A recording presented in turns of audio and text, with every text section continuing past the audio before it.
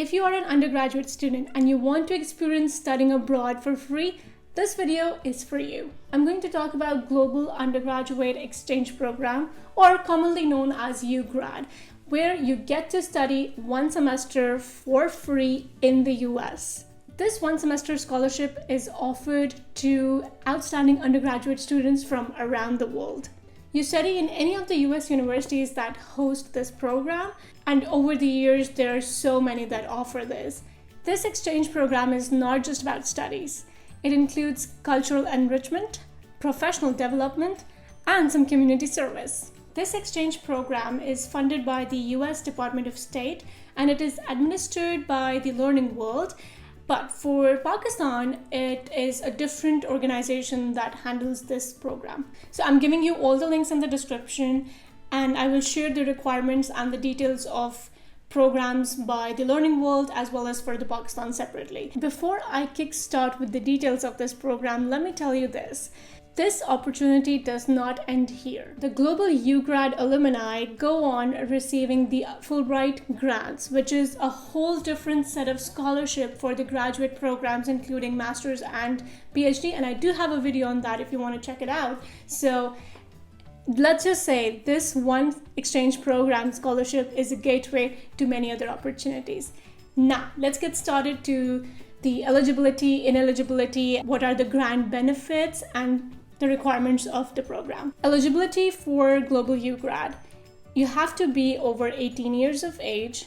You should be a citizen of the participating country. You should be residing in the country from where you're applying from. You need to be enrolled as a full-time undergraduate student. It could be a public university, it could be a private university, but you need to have at least one semester remaining in your whole undergraduate degree program. A solid command of written and spoken English is required. This is where TOEFL exam comes in, but those candidates who actually get shortlisted or selected, they are required to give the exam. You don't have to do it before the application. Last but not the least, you need to return to your home country as soon as you get done with your exchange program. Similarly, the eligibility for Pakistan is that you need to be a Pakistani citizen. You need to be younger than 25 years. You need to be enrolled in a college or university in Pakistan, and you need to be committed to returning to Pakistan once you have done the scholarship program. You need to be in your 14th or 15th year of education, and that means the second year or the third year of your undergraduate program. Now comes the ineligibility, and that is more or less similar for both all the countries that are administered by the Learning World and for Pakistan. You are ineligible if you are a US citizen, if you have permanent residency of the US, if you are currently studying, residing, or working outside of your home country, that's also when you are ineligible. Then if you have been employee of Fulbright organization or US Department of State or USAID, also if any of your immediate family members, including spouse, children, parents, sometimes siblings, if they are working as an employee of US Department of State, that makes you ineligible to apply for this scholarship. For the countries administered by the World Learning Program, all the employees of that World Learning are also not eligible. Now, coming to the grant benefits, what actually is covered in this scholarship? That's the fun part. It's a fully funded scholarship program. It covers your round-trip airfare, your visa application, your monthly stipend, some limited amount of books as well, and definitely all your tuition and other fees related to tuition.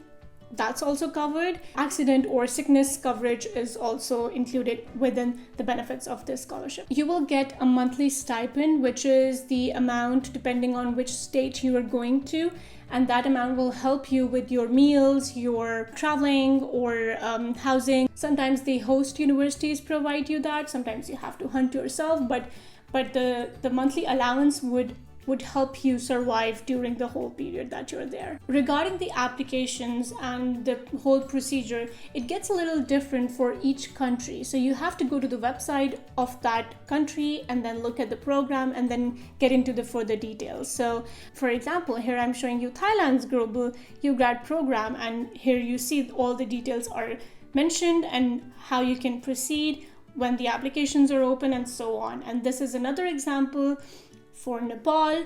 If the students from Nepal are trying to apply, these are all the details. So you can see that. And for Pakistan, the applications are actually open right now, and the deadline is September 21st, 2022.